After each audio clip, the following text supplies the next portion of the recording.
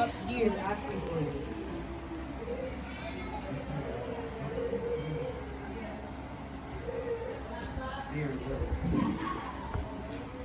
It's alright. I thank God that at least you trusted you when she must go. Go on a it's hysterical because of fear. As Mr. Frank hesitates, Go to her. he looks at her for a second and then goes to get a cup of water for Anne. Mr. Frank sits down on the bed. Her face and hands try to keep sobbing aloud. Margot comes after her, putting her arms around her. She wants nothing on you. You pulled away when I made down. It's a phase. You heard father. Most girls go through it. They turn to their fathers after seeing. They give on love to their fathers. She'll get it. She smooths the bed for Mr. and Mrs. Frank, sits beside her for a moment. As Mrs. Frank lies down in Anne's room, Mr. Frank comes in sitting down by Anne. Anne flings her arms around him, clinging to him. In the distance we hear, ack, ack. Oh, Pim, I dreamed that they came to get us. The Green Police, they broke down the door and grabbed me and started to drag me out the way they did Jopi. I want you to take this pill. What is it? Something to quiet you.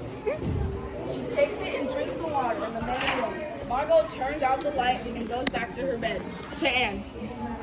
Do you want me to read to you for a while? No, just sit with me for a minute. Was it awful? Did I yell terribly loud?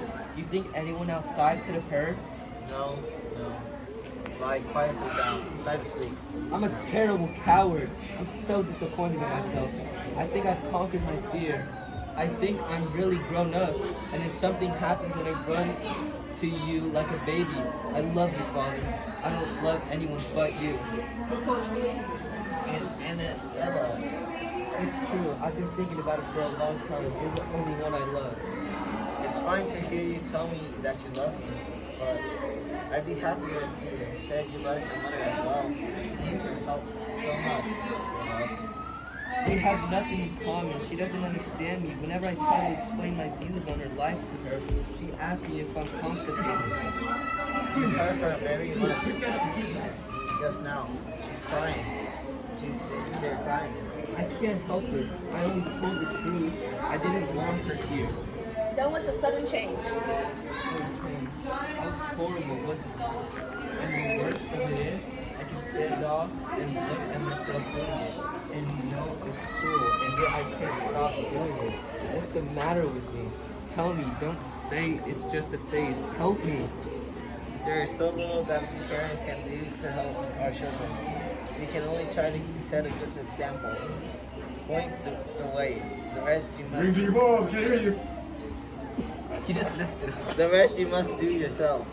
You must build your own character. I'm trying, really I am. Every night I think back over all the things I did that day that were wrong, like putting the wet mop in Mr. Dussel's bed, and this thing now with Mother, I say to myself that was wrong. I make up my mind I'm never going to do that again. Never. Of course I may do something worse, but at least I'll never do that again. I have a nicer side, Father, a sweeter, nicer side. But I'm scared to show it. I'm afraid that people are gonna laugh at me if I'm serious. So, the new...